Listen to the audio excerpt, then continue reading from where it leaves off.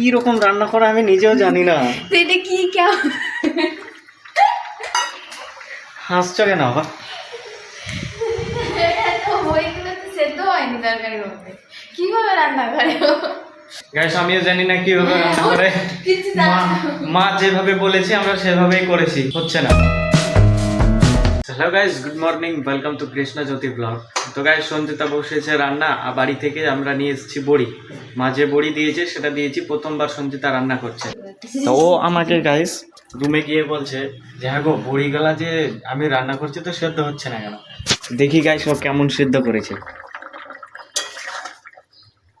সেদ্ধ হয়নি? কোথায় সেদ্ধ হয়নি তো, তোলা তো যাচ্ছে না।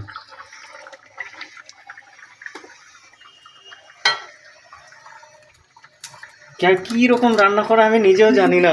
এটা কি কেমন হাসছো কেন আবার? তো ওইগুলো তো সেদ্ধ হয়নি তরকারির মধ্যে, কিভাবে রান্না করে ও?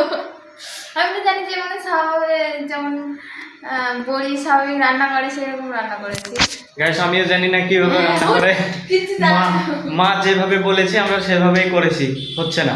কিভাবে করেছে আমি মাকে ফোন করে বলছি দাঁড়া। তো গাইস মাকে ফোন করছে, বড়ি সিদ্ধ হচ্ছে না বলে। করো, ফোন করো। মা কি বলে, কিভাবে রান্না করতে হয় মার কাছ থেকে জেনে নাও। রান্না হয়ে গেছে এতক্ষণে, এখন বলছে হ্যালো স্পিকার বাবা, মা কোথায়? মাকে দাও। ও মা, এই বড়ি কি করে রান্না করে? এই যে বড়ি যে তরকারি রাঁধলাম, যে সেদ্ধ হয়নি বড়ি তরকারি দিয়ে।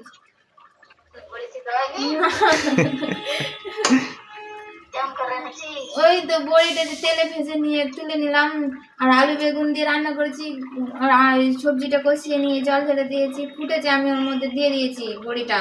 আর তরকারি আলু বেগুন সব ঘেটে গেছে, বড়ি এখনো সেদ্ধ হয়। যুবক সাথী, যুব সাথী গাইস আমাদের নাকি যুব সাথীর ফর্ম ফিল আপ হচ্ছে। তো পশ্চিমবঙ্গ সরকার মাসে 1500 টাকার চাকরি যেটা দেবে বলেছে, তো সেইটা অ্যাপ্লাই করার জন্য গাইস আমি যাচ্ছি বাড়িতে। সঞ্জিতা থাকবে 2-1 দিন। আজকে যাচ্ছি, কালকে আমাদের বুধের ডেট আছে। মানে যদিও 16 তারিখ থেকে 26 তারিখ পর্যন্ত ডেট দিয়েছে, তবে এর মধ্যে অনেক ভিড় হচ্ছিল, তো বুধ বাই বুধ ভাগ করে দিয়েছে। তো আমাদের বুধে গতকালকে নেবে জমা। তো আমি এই যে ব্যাগপত্র সব গুছিয়ে নিয়েছি গাইস, বেরোবো। এখান থেকে টেকার ধরে মালদা যাবো, মালদা থেকে আবার বাস ধরে গাইস বাড়িতে পৌঁছবো।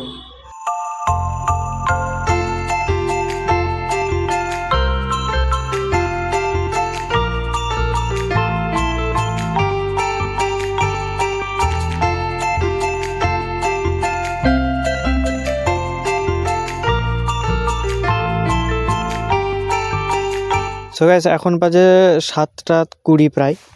আর গাইস আমি বেরিয়েছিলাম প্রায় 3টের পরে পরে, ওখান থেকে বেরিয়ে গিয়েছিলাম। আর এখনও গাইস বাড়ি পৌঁছয়নি, মানে বাস আসতে লেট হয়েছে, যেখানে সেখানে দাঁড়িয়েছে, তো অনেক রাত হয়ে গেল গাইস আসতে। এখন গাইস সুজাপুরে নেমেছি, মানে আমাদের এখানকার বাজারে, এখান থেকে হেঁটে হেঁটে বাড়িতে যাচ্ছি গাইস। তো গাইস আমি বাড়িতে পৌঁছে গিয়েছি, এখন প্রায় 9টা বেজে গেছে গাইস আমার বাড়ি পৌঁছতে। হেঁটে হেঁটে আসলাম ওখান থেকে। আর গাইস পুরো রাস্তাটা আমি বাসে করে এসেছি, তো ভীষণ ক্লান্ত লাগছে। তো গাইস আমি আজকে না খেয়ে, রাতের খাবার না খেয়ে গাইস ঘুমিয়ে পড়ছি। জাস্ট আমি ওখান থেকে খেয়েই বেরিয়েছি, এখন আর খিদে নেই। তো গাইস আজকের ভিডিওটা আমি এখানেই শেষ করছি, দেখা হচ্ছে আবার কালকে। বাই।